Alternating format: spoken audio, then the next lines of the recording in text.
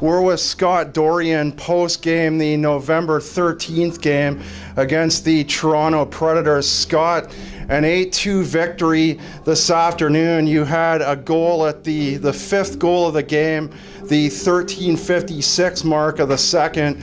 Then you had an assist on the Chris Martin goal later on in the period. Take us through your successes on those two plays, if you could, please. Yeah, so the first one I drove wide and got the puck in deep.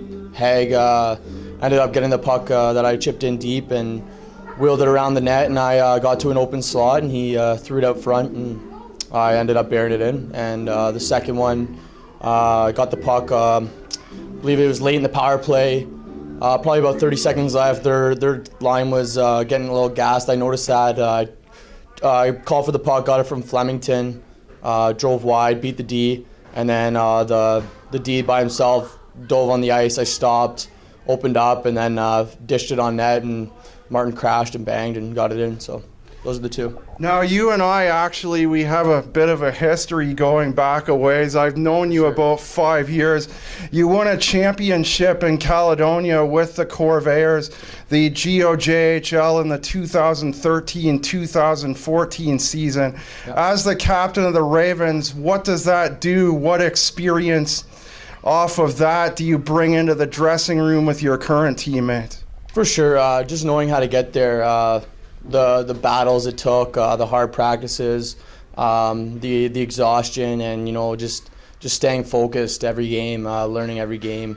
As now an overager in the GMHL, just teaching the young guys that are coming in as 99s, 2000s to play their game. Don't be nervous. They got here for a reason, and St. George is one of the better teams in this league, so they got here for obviously a reason that they fit on this team, and obviously they're good players. So being there and winning a championship in the GOJHL against a tough team, St. Catharines, I definitely learned a lot.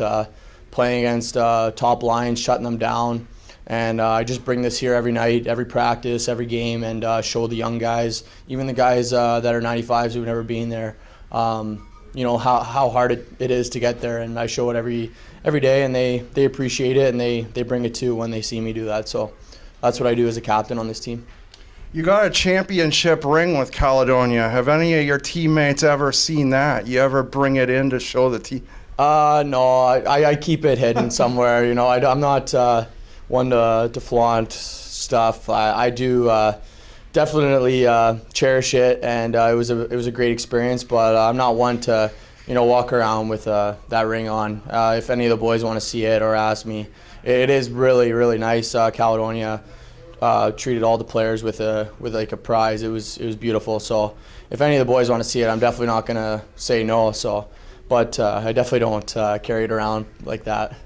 You had 2 stints in Caledonia. You also played with the Thorold Blackhawks and ended out your GOJHL portion of your career with the London Nationals. Yeah. Can you compare the two leagues, the GOJHL and this one? The GOJHL, definitely faster, stronger league. Taught me a lot, taught me discipline, taught me how to be the player I am today. This league, it's definitely it's a competition. It's definitely looked at in a negative way, but I don't think it should be. It's a tough league.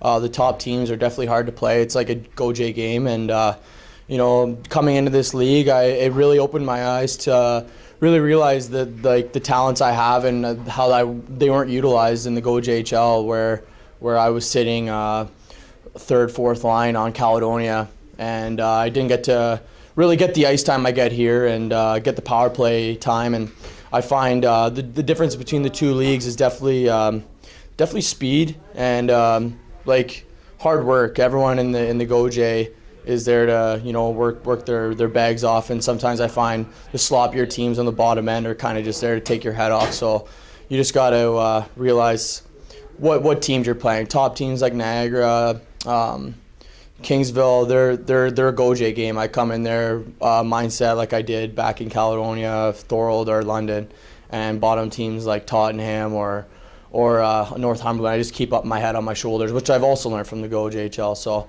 I bring both the same game to both leagues, and it seems to be working out so far. You had a week off between home games, the loss to North York last week and then the win here this afternoon, 8-2. What does Coach Dane tell you during the week to keep you sharp in practice?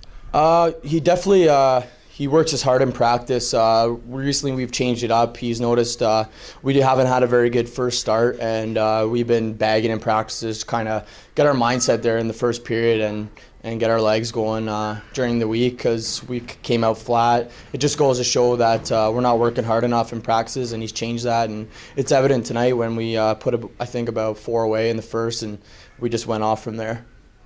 Okay, on a personal note, we take the players through some personal questions. Favorite NHL team? Washington Capitals. Favorite player? I gotta say Ovechkin. Do you model your game after his? No, he's too good. He's too good, but I would love to, but I'm on my game. Yeah. From the left circle. Yeah, it's you just like I look up to Ovechkin just because of the way he plays and like how gifted he is at scoring goals. But playing wise, I like using his kind of type of speed, driving wide and throwing the body. But I need to be in the corners and chipping pucks into the net instead of the big goals that he scores. Favorite sport away from hockey? Favorite sport?